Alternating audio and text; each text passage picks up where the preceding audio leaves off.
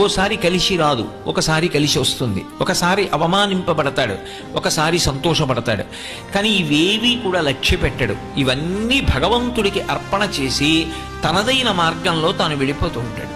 అందుకే ఆయన ఎక్కడున్నాడో అక్కడ శాంతి, ఆయన చుట్టూ ఎవరున్నారో వారికి శాంతి, వారు ఎక్కడ కూర్చున్నారో ఆ ప్రదేశము శాంతియుతంగా ఉంటుంది.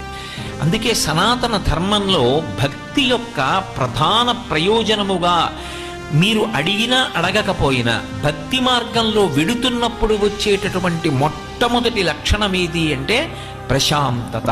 అందుకే మీరు చూడండి, మీరు ఏది ఈశ్వర సంబంధమైన కార్యం చెయ్యండి, ఒక్క విషయాన్నే అడుగుతారు, ఓం శాంతి శాంతి శాంతి, దీని చేత శాంతి కలుగుగాక. అందుకే త్యాగరాజస్వామి కూడా శాంతము లేక సౌఖ్యము లేదు సారసదళ నయన అంటారు. అసలు ఆ శాంతం